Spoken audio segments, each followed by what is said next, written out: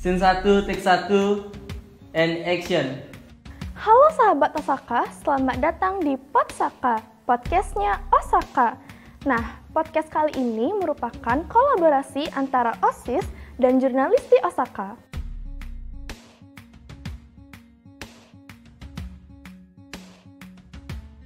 Halo Sobat Osaka, kembali lagi di Podsaka, podcastnya Osaka. Wah, senang banget ya kita bisa berjumpa lagi pada podcast Osaka kali ini. Nah, teman-teman semua apa kabar nih? Semoga kalian semua dalam keadaan sehat dan juga baik-baik saja ya. Nah, sebelum kita mulai podcastnya nih, aku mau kenalin diri dulu. Perkenalkan, nama aku Asti. Aku akan menjadi host pada podcast kita kali ini.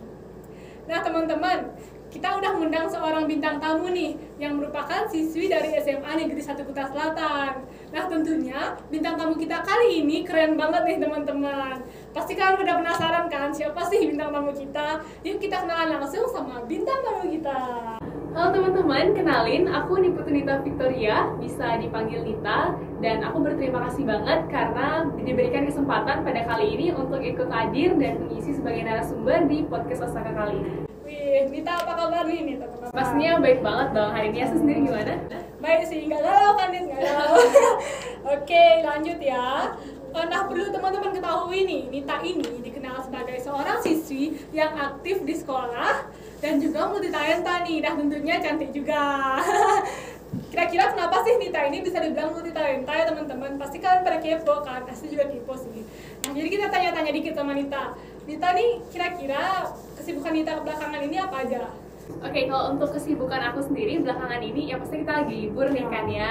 Selain kesibukan di rumah bantu orang tua, aku juga lagi persiapan untuk belajar PAS, dan apalagi PAS kita ini bakal offline kan ya. Jadi harus lebih effort lagi belajarnya. Dan kalau untuk kegiatan di luar jam pembelajaran, itu aku biasanya lagi ikut volunteer, dan mungkin teman-teman yang lagi follow aku di Instagram pasti lihat aku lagi sibuk untuk ada brand ambassador juga dari salah satu universitas di Indonesia kayak gitu. Jadi di sana aku ikut kayak conference juga, dan kebetulan itu baru dari tanggal 11 Maret sampai tanggal 18, dan hari ini juga masih ada kayak gitu. Keren ya. Pasti juga follow kok Instagramnya Nita. Jadi kayak dia emang sibuk banget sih, selalu ngepost gitu guys. Jadi emang gak salah sih Anita ini dibilang salah satu siswi yang multitalenta. Nah, balik lagi nih sesuai dengan topik kita kali ini ya Nit, yaitu cara memanajemen waktu dengan baik. Nah, sesuai dengan kesibukannya Nita, menurut Nita sendiri apa sih itu memanajemen waktu dengan baik? Oke, kalau untuk menurut aku ya, dari persepsi aku sendiri, apa itu manajemen waktu yang baik? Manajemen waktu yang baik itu adalah dimana kita bisa memanfaatkan atau melaksanakan waktu-waktu kita itu secara efisien. Ibarat manajemen waktu itu adalah panduan atau guideline kita dalam keseharian. Jadi dalam satu hari itu kita tahu nih mau ngapain di jam berapa, dan juga keseharian kita jadi lebih produktif karena adanya time management yang baik kayak gitu. Bener banget ya. Kalau menurut aku sendiri sih kayak manajemen waktu ini merupakan salah satu agar kita bisa menjalankan waktu dengan baik sih. Kayak misalnya kita nggak bisa dibuang-buang waktu gitu dalam satu hari kayak ya, karena waktu itu adalah uang. Uang. Lanjut lagi ya, balik lagi ke kesibukannya Nita. Menurut Nita sendiri penting nggak sih kita harus bisa manajemen waktu dengan baik? Kan Nita ini sibuk banget ya orangnya, jadi menurut Nita sendiri penting nggak? Oke, kalau untuk time management itu pasti penting banget karena ya keseharian kita pasti ada kaitannya dengan waktu ya. Jadi kenapa time management itu penting banget buat kita? Karena ya dalam keseharian itu kita harus punya sesuatu yang jelas, panduan yang jelas untuk kita jadikan sebagai acuan dalam satu hari itu kita mau ngerjain apa aja, mau di jam berapa ngapain, sampai jam berapa, dan kita itu harus jelas. Jadi dalam satu hari itu kita nggak ada tuh yang namanya buang-buang waktu, dan pastinya dengan time management yang jelas itu juga kita jadi tahu nih dalam satu hari itu kita ini progres kegiatannya udah gimana, udah bagus atau enggak, masih berantakan atau enggak. Jadi di situ tuh pentingnya time management, karena ada nih banyak orang, kasus-kasus yang sering aku lihat nih ya kayak gini, yang dimana masih bisa santai padahal tugas banyak ngantre kayak gitu kan ya. Nah, jadi ada yang apa itu namanya teman-teman yang mungkin tugasnya 1 atau 2 tapi bawaannya sibuk, ada juga yang tugasnya banyak banget tapi mereka masih bisa santai-santai kayak gitu. Jadi di situ pentingnya supaya kita ada acuan nih untuk ngerjain kegiatan dalam keseharian kita, karena ada juga orang yang udah mati-matian ngerjain tugas tapi malah nggak ada hasil apapun. Jadi kalau misalkan sekarang aja kita udah kewalahan sama kegiatan kita, gimana mau nanti kayak gitu. Jadi di situ sih pentingnya untuk kita bisa ngatur time management dengan baik. Gitu ya guys ya, bisa didengar ya apa kata Nita tadi, itu penting banget sih. Nah lanjut lagi ya. Nah Nita ini kan sibuk banget ya, jadi gimana sih cara Nita bisa mengatur waktu dengan baik, entah itu Nita dalam kegiatan pribadi, kegiatan sekolah, atau sebagai remaja, atau kan Nita juga harus bantu orang tua ya. Dan selain itu juga kita ini bukan robot, kita manusia ya teman-teman. Jadi Nita ini pasti pernah merasa capek, jadi Nita juga perlu istirahat kan ya. Jadi gimana sih cara Nita bisa bagi waktu gitu?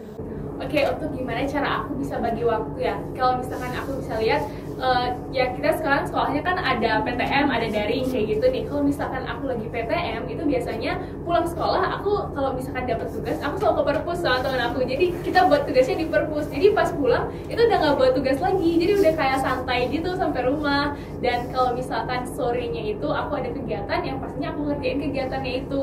Dan kalau misalkan nggak ada kegiatan, aku lanjut mungkin ngerjain tugas yang pastinya nyicil tugas dong ya. Nah, dan setelah itu sorenya ya kita nggak lepas juga dari tanggung jawab kita sebagai anak di rumah, bantu orang tua. Dan yang terpenting nih malamnya itu selalu aku jadiin waktu dimana aku bisa me time. Kayak aku sesuai dengan hobiku kan aku suka baca novel fiksi. Dan di malam harinya itu ya aku pakai untuk baca buku. Jadi malam hari itu aku punya waktu senggang untuk diri aku sendiri yang benar-benar fokus ngelakuin kegiatan yang aku suka. Jadi tujuannya me time aku juga ya biar aku gak terlalu jenuh sama kegiatan dalam keseharian aku kayak gitu. Gitu ya guys ceritanya Nita. Emang sih setiap orang beda ceritanya, tapi kira-kira segitu juga sih. Karena kan me time itu juga penting ya. Iya, itu penting banget supaya kita nggak jenuh dan daripada nanti jenuh, stres dan malah sakit dong nantinya kan kita juga yang kena kalau sakit, jadi nggak bisa jalan kan me time-nya. Gininya aku manajemen waktunya. Lanjut ya. Kan Nita ini sibuk banget, jadi pasti kan pernah ngerasa capek ya. Nah, gimana sih cara Nita biar nggak capek lagi? Atau mungkin kan karena capek ini, Nita nggak bisa ngatur waktu dengan baik gitu. Dan gimana sih cara Nita biar bangkit lagi gitu, bisa ngatur waktu? Biasanya kalau capek nih, kalau dari aku sendiri, dari pengalaman pribadi sendiri, kalau capek itu pasti ditimbulin karena aku jenuh sama kegiatan. Kadang dari jadwal planner 1 minggu misalkan nih, terlalu banyak kegiatan berat, jadi ya aku juga jenuh, itu bikin aku capek dan akhirnya kegiatan selanjutnya nggak aku jalan dengan baik kayak gitu kan ya. Nah di situ pentingnya yang aku bilang tadi, me time tadi. Jadi me time itu waktu senggang itu bukan sembarang hanya waktu yang kamu itu senggang nggak ngapa-ngapain di antara kegiatan kamu kayak gitu ya. Tapi waktu senggang itu masuk dalam list time management kita, dimana kita tahu nih waktu itu untuk bersenang-senang. Jadi ya udah pure aja bersenang-senang. Kamu bisa ngelakuin kegiatan yang kamu suka tanpa campur tangan orang lain, tanpa kegiatan juga. Jadi ya di situ, jadi ibaratkan me time itu sebagai efek antisipasi buat kita. Jadi supaya kita juga lebih kerasa fun time-nya dan kejenuhan dalam satu hari itu jadi nggak terlalu berat kayak gitu. Berarti Nita ini emang tipe-tipe orang yang butuh me time gitu ya? Iya benar banget, aku butuh banget me time itu. Keren sih. Nah selanjutnya nih kalau misalnya minta manajemen waktu ini kan tidak jauh dari tujuan agar kita bisa produktif kan dalam menjalani hari, biar waktu kita juga nggak kebuang-buang kan. Nah jadi menurut Nita sendiri produktif ini apa sih sebenarnya? Oke, kalau untuk produktif mungkin banyak ya. Kalau dari sepengetahuanku, maksudnya dari keseharianku, banyak banget aku lihat orang itu masih belum bisa membedain antara produktif sama sibuk. Beda ya, sebenarnya itu beda banget. Produktif sama sibuk itu beda banget. Jadi kalau misalkan orang produktif nih, mereka punya banyak kegiatan, tapi mereka tahu yang prioritasnya yang mana, mereka tahu yang pentingnya yang mana, dan pastinya terjadwal, dan mereka itu nggak akan ngerasa banyak kegiatan dalam satu hari itu kayak gitu. Tapi kalau misalkan orang sibuk nih, mereka punya banyak kegiatan dan semuanya itu penting kayak gitu. Nah jadi, dan time management menurut aku itu lebih kita mengutamakan kualitas waktunya ya. Jadi disitulah pentingnya kita untuk produktif dengan cara ngatur jadwal, supaya kita tahu juga di jam berapa kita ngapain, sampai jam berapa. Dan kita bisa, dengan kita produktif seperti itu, kita bisa ngasih target sama kegiatan kita. Kita juga tahu effort kita kerja itu udah sampai mana, tugas-tugasnya sampai mana, kayak gitu. Jadi nggak sembarang orang produktif itu banyak kegiatan yang numpuk kegiatan mereka nggak stop kayak robot kayak gitu kan, bukan kayak gitu. Padahal ya bener banget. Jadi kalau produktif itu ya kita ada nih waktu senggang, ada waktu buat kita me time sendiri, ada waktu untuk fokus kerja. Jadi kalau misalkan ada kegiatan yang mendadak tapi time management kita udah bagus nih, kita bisa nih milah yang mana sih kita mau ambil kegiatan yang mendadak gitu. Jadi nggak berantakan banget kalau misalnya time managementnya udah baik kayak gitu. Jadi beda ya guys, produktif sama sibuk itu beda banget. Iya, beda banget. Terus ya kita harus bisa ngebandingin yang mana sih kita harus prioritasin dulu gitu ya. Oke, keren banget sih. Lanjut ya, kira-kira apa sih yang bisa buat Nita termotivasi untuk selalu mengatur manajemen waktu dengan baik? Oke, kalau untuk motivasi ya, aku nggak bisa ngasih kata-kata mutiara nih ke kalian untuk motivasi. Ya, bener banget. Jadi kalau yang memotivasi aku itu dari kesalahan masa lalu sih. Iya, bener, kesalahan bener loh. Jadi gini, pernah nggak sih Hasti tuh ngerasa kayak sekarang nih kita santai-santai, contohnya besok udah ada kegiatan, terus kayak ngerasa, aduh kok kemarin tuh aku santai-santai kayak gitu kan, pernah gak sih? Jadi itu tuh yang bikin aku kayak di situ tuh aku kayak nyesel gitu, kenapa aku bisa santai-santai, padahal akhirnya nih ya kerjaan gak maksimal, harus ngejar deadline, jam tidur kepotong, gak dapet me time kayak tadi, jadi bener-bener kayak yang jatuhnya aku malah sibuk kayak gitu kan. Jadi dengan kita tahu resiko dari akibat kita menunda atau ya kita terlalu banyak santai, akhirnya pekerjaan kita itu terabaikan. Jadi dari situ tuh kita tahu bahwa ini tuh gak boleh diabaiin loh time management ya, kayak gitu. Gitu ya, pasti pernah sih ngerasain itu kayak itu sampai sekarang sih sebenarnya. Ya, bener. Pasti kayak jadi bad habits dalam diri Ya, sendiri bener. gitu kan. Kayak banyak orang juga sih masih kayak kita tuh nggak bisa ngatur waktu sendiri gitu. Iya. Bener sih, kayak nunda-nunda, kayak kenapa sih aku santai kemarin padahal sekarang tuh tugasnya banyak gitu. Iya, jadi Kita malah nggak kita sadar. ngejar deadline kayak gitu, jadinya malah Bener. tugasnya nggak maksimal. Lanjut ya, kan kita di remaja ya, kan remaja itu adalah fase di antara kita dari anak-anak ke dewasa. Nah jadi tentunya emosi kita tuh belum stabil kayak ya, habis itu kita tuh masih punya mood swing gitu, tau gak sih? Terus misalnya kita bad mood nih, kita jadi kayak nunda tugas, kayak aduh aku lagi bad mood nih, gak usah kerjaan sekarang deh. Terus gimana sih tips-tipsnya Nita biar kita bisa ngatur waktu walaupun kita seorang remaja gitu? Oke, bener, ya bener banget sih kalau mood itu ya aku juga pasti pernah ngalamin kok mood sampai tuh down banget, jadi tugas aku nggak kerja kayak gitu kan. Nah kalau untuk ngatasin mood yang buruk dalam time management itu, yang pastinya balik lagi nih, satu pokoknya kalian harus banget masukin list me time ke dalam time management kalian, karena di situ tuh jadi di sana kalian melampiaskan semua penat, jadi di situ tuh kayak obat penat kalian dalam satu hari supaya nggak jenuh banget sama kegiatan, jadi nggak jenuh banget sama jadwal kita kayak gitu. Dan kalau untuk tips and trick nih dari aku buat time management itu ada 3 nih teman-teman. Nah jadi yang pertama itu mencatat itu fungsinya supaya kita tahu nih dalam satu hari, ya semua orang punya waktu 24 jam yang sama, dan kita tahu nih dalam satu hari itu kita mau ngapain, di jam berapa, sampai jam berapa, dan kita juga bisa lihat di sana di catatan itu bahwa waktu kita ini, jadwal kita ini masih tergolong orang yang produktif atau sibuk kayak gitu. Nah kalau udah selesai mencatat, kita bisa langsung masuk ke perencanaan dalam artian menjadwalkan kegiatan. Jadi kegiatan yang kita jadwalin itu harus terstruktur dan sesuai sama time management kita. Gimana sih kita bisa ngatur yang mana diprioritasin, yang mana mungkin lebih santai dibawanya kayak gitu. Dan yang terakhir nih yang paling penting dan mungkin paling sulit ya adalah aksi. Nah jadi aksi itu sendiri kita kalau udah catat, udah rencanain ya pasti kita harus jalanin itu dong. Kita harus ada aksinya supaya ya terbukti, kita harus janji sama diri sendiri, buktiin bahwa kita bisa ngejalanin time management itu dengan baik dan sesuai dengan jadwal yang kita buat kayak gitu. Udah keren banget nih ya tips and trick dari seorang Nita. Yang terakhir tuh yang ketiga tuh aksi tuh. Iya, bener-bener bener sih. susah ya. Susah banget, Aku sendiri juga masih ngerasa kayak kadang-kadang juga mageran gitu. Iya. Bener banget sih. Nah teman-teman, biar podcast kita kali ini lebih menarik, kita akan lanjut ke segmen Fun Fact.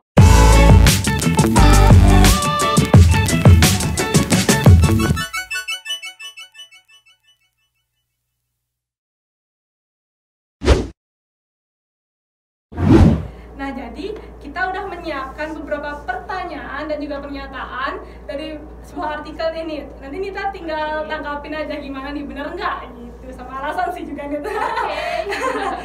Yang pertama ya itu tetapkan tujuan dengan benar. di sini maksudnya kayak kita itu harus tahu tujuan kita apa sih dalam memanage waktu. Menurut Nita sendiri gimana itu? Tetapkan tujuan dengan tetapkan tujuan dengan benar ya. Ini kalau dari aku sendiri itu lebih ke kita tetapin tujuan kita itu mau produktif, maksudnya mau pentingin, prioritasin itu yang mana sih gitu. Jadi dalam satu hari itu kita prioritas sama kegiatan yang mana aja. Jadi ya nggak mungkin kan orang prioritasin semua kegiatan mereka dan gitu kan malah numpuk dan akhirnya satu hari itu kayak nggak cukup gitu buat kita ngerjain itu semua. Jadi ya kita tahu nih prioritas kita yang mana dan kita tahu yang mana aja kegiatan yang harus benar-benar kita ambil dan kita selesain untuk hari itu, kayak gitu contohnya. Dan untuk tadi gimana pernyataannya? Di sini maksudnya kita harus tahu tujuan kita apa sih dalam memanage waktu. Kita harus punya tujuan. Oke, ya, nah itu udah tujuannya. Jadi dalam satu hari itu, jadi jangan sampai satu hari kita tuh kayak diem-diem aja. Ya, itu kan nggak mungkin kan ya. Nah jadi tujuan kita dalam satu hari ini, aku mau gini, dan akhirnya kita ya jalanin. Dan itu harus tertata, terjadwal supaya kegiatannya lebih terstruktur juga dan kita jadinya nggak terlalu beban sama kegiatan itu. Jadi lebih tertata dan waktunya aja udah tertata, jadi kitanya sendiri ngejalaninnya juga enak kan. Jadi lebih nyaman dan yang pastinya nggak bikin sibuk. Udah itu aja sih. Iya benar banget sih, emang kita harus tahu prioritas kita yang mana dan tujuan kita dalam manage waktu itu gimana ya. Kalau kita tanpa tujuan kan gimana cara nyelesain. Oke, lanjut ya, yang kedua yaitu tetapkan batas waktu untuk menyelesaikan tugas. Maksudnya di sini adalah agar kita lebih fokus dalam mengerjakan tugas. Kayak kita juga harus punya batasan waktu gitu loh untuk kita istirahat gitu. Menurut kita gimana? Oke, nah itu iya bener banget juga. Kita harus punya batasan waktu karena nggak mungkin nih satu kegiatan kita full lakuin seharian, itu kan nggak mungkin ya. Jadi dengan adanya batasan waktu kita bisa beralih ke kegiatan yang lain. Kita bisa ngerjain kegiatan yang lain juga dalam satu hari. Mungkin kalau misalkan soal belajar, kan aku sendiri gini ya, siswa kan ya. Jadi kalau aku misalnya belajar paling cukup 45 menit belajar, sisanya nanti kalau misalnya hitungannya 1 jam 45 menit belajar, terus sisanya ya udah buat istirahat kayak gitu. Jadi ya kita biar nggak terlalu lelah juga dari awal nih, dari pagi sampai sore belajar, terus kayaknya pasti penat juga kan. Jadi di situ sih pentingnya kita harus punya batasan waktu supaya nggak terlalu over dan kita nggak lelah juga kayak gitu. Karena segala yang berlebihan itu nggak baik. Segala yang berlebihan nggak baik. Iya benar-benar. Kita sakit nanti, kita yang kena. Jadi time manajemennya hancur lagi kayak sama gitu. aja pokoknya. Lanjut ya, yang ketiga itu take break between tasks. Itu tuh maksudnya kita harus istirahat gitu. Mungkin me time yang tadi Nita Iya bilang. benar banget. Oke, kalau untuk istirahat itu sendiri, istirahat banyak sih, orang mau tidur boleh atau apapun. Kalau untuk istirahat dalam artian aku untuk supaya ngehilangin penat atau jenuh ya, itu aku ya lampiasinnya ke contoh kayak tadi baca buku. Karena aku senang banget baca buku fiksi. Nah, dari situ dan aku ambilnya di jam malam hari. Karena menurut aku malam itu lebih ke santai. Kan kita mau tidur nih. Jadi kita ngelakuin hal yang santai supaya nanti tidurnya juga bisa santai gitu. Jadi nggak mungkin aku nggak pernah kayak mungkin mau tidur tapi kerjain fisika dulu, jadi malah nggak tenang kan ya tidurnya. Jadi lebih baik kita kerjain kegiatan yang lebih santai dan juga yang pastinya yang bikin kita senang dan sesuai dengan apa yang kita pengenin, pure untuk bersenang-senang sih kalau untuk depan gitu. Emang ya sebelum tidur tuh emang kita harus relax dulu ya kan kita ngerjain tugas. Berarti kayak lelah itu manusiawi nggak sih? Iya, lelah itu manusiawi. Kita harus bisa istirahat dulu. Iya, pastinya harus dapat istirahat yang cukup buat mulai hari esok dengan produktivitas yang baik lagi. Gitu. Yang terakhir ini, rencanakan ke depan.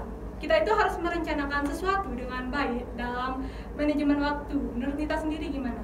Oke, untuk perencanaan ke depan yang pastinya kalau manajemen waktu ya untuk rencana ke depan ya kita harus merencanakan sekarang mau ngapain untuk ke depannya kayak gitu kan ya. Dengan perencanaan dengan manajemen waktu yang baik, yang pastinya rencana-rencana kita ke depannya itu udah terjadwal, terstruktur, ya kita pasti bakal ngejalaninnya dengan baik juga. Kita pasti bakal ngerasa ya itu tuh produktif, itu tuh pas buat kita, yang pastinya sesuai dengan porsi diri kita sendiri, yang pastinya itu nggak ngebebanin kita, nggak bikin kita sibuk, stres atau apapun itu. Dan itu bener-bener kita ngejalaninnya itu juga fun gitu, jadi nggak ada beban buat ngejalanin itu. Karena aku ngelihat banyak banget orang yang pengen produktif tapi pengen juga seneng-seneng. Iya. Dan kadang nih ada yang pengen dapat kedua-duanya itu. Nah kita bisa dapat kedua-duanya itu dengan cara ya time management yang baik kayak gitu. Iya bener sih. Jadi kita ada produktifnya, bersenang-senangnya itu ya itu me time tadi masuk, itu harus masuk loh ke list apa itu namanya, list time management kita, list di dalam to do list keseharian kita, karena kita tahu nih oh itu waktu untuk kita bersenang-senang, jadi pure untuk kamu bersenang-senang. Jadi supaya fun time-nya lebih kerasa, jenuh dan penat dalam satu hari kegiatan itu jadi nggak begitu terasa, nggak begitu berat buat kita. Ya bener banget sih, itu rencanakan ke depannya lebih termasuk juga di tips triknya Nita Iya, yang bener ketiga banget, itu nggak iya. sih? Kita juga perlu aksi ya teman-teman. Iya benar, iya itu harus, itu aksi itu yang paling penting sih. Iya, aksi itu yang penting banget sih. Wah, banyak banget ya nih tips and trik, motivasi, cita-cita dari Nita, banyak banget. Dan nggak terasa juga waktu kita sudah mau habis ya teman-teman. Pasti mau ngucapin terima kasih nih sama Nita udah mau meluangkan waktu datang ke podcast Osaka kali ini. Dan semoga Nita kedepannya bisa memotivasi banyak orang ya. Dan semangat sibuknya. Wah, iya benar. Semangat Nita. Asli juga mau ngucapin terima kasih kepada teman-teman yang udah mau menonton podcast Osaka kali ini. Dan jangan lupa untuk menantikan podcast Osaka selanjutnya yang tentunya masih keren banget nih teman-teman. Akhir kata kami ucapkan terima kasih dan sampai jumpa. Bye-bye.